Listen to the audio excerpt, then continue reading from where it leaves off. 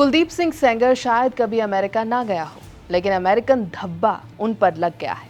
American धब्बा यानी Epstein, वो शख्स जिस पर नाबालिग लड़कियों की तस्करी और शोषण का आरोप था। अब कुलदीप को इंडियन एप्स्टीन कहा गया।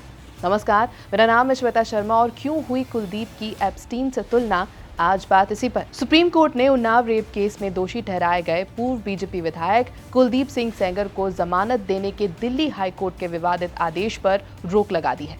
इसके साथ ही ये साफ हो गया कि सेंगर फिलहाल जेल में ही रहेगा। हाई कोर्ट के फैसले पर देश भर में नाराजगी थी, क्योंकि उसमें पॉक्सो कानून के तहत सेंगर को लोक सेवक मानने पर सवाल उठाए गए थे। कोर्ट की बहसों में सेंगर को इंडियन एप्स्टीन तक कहा गया, जो ताकतवर लोगों द्वारा नाबालिगों के शोषण की जवाबदेही पर गंभीर सवाल खड़े करता है। साल 2017 में उत्तर प्रदेश के उन्नाव से बीजेपी विधायक रहे कुलदीप सिंह सेंगर पर एक नाबालिग लड़की के साथ बलात्कार का आरोप लगा।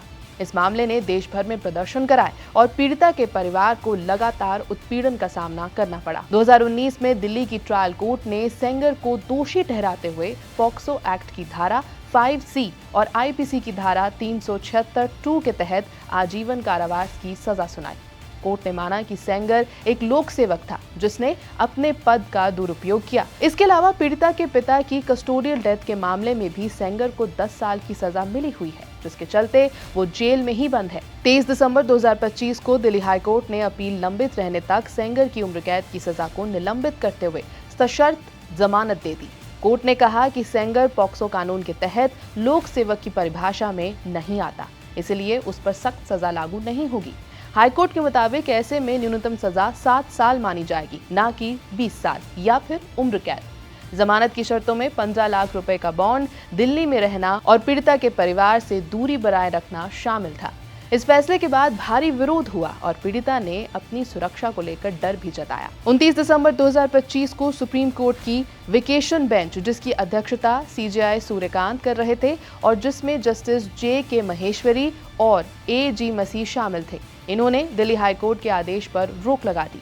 ये रोक CBI की तत्काल याचिका पर लगाई गई। सॉलिसिटर जनरल तुषार मेहता ने दलील दी कि विधायक निश्चित रूप से लोक सेवक होते हैं, क्योंकि उनके पास राज्य की शक्ति होती है, जिसका दुरुपयोग कर वो अपराध कर सकते हैं। ये तर्क पॉक्सो कानून की मूल भावना यानी बच्चों की सुरक्षा से मेल खाता है। सुप्रीम कोर्ट ने हाई कोर्ट की दलील पर सवाल उठाते हुए कहा कि अगर एक कांस्टेबल लोक सेवक है तो विधायक क्यों नहीं। कोर्ट ने माना कि इस मामले में गंभीर कानूनी सवाल हैं, जिनकी गहन समीक्षा जरूरी है।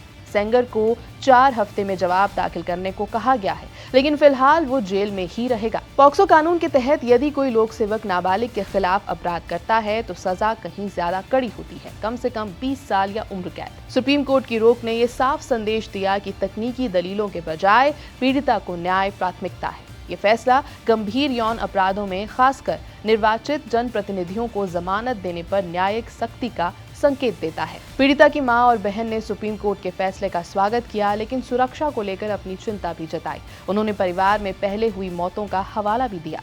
सुप्रीम कोर्ट के बाहर प्रदर्शन हुए और कड़ी सुरक्षा के बीच कुछ महिलाओं को हिरासत में भी लिया गया। इस फैसले से सेंगर की रिहाई की उम्मीदों पर विराम जरूर लग गया है। मीडिया में उसे भारत का एप्स्टीन कहा जा रहा है और ये संदेश गया कि ताकत अपराधियों को नहीं बचा सकती। ये है ABP लाइव, मेरा नाम है श्वेता शर्मा।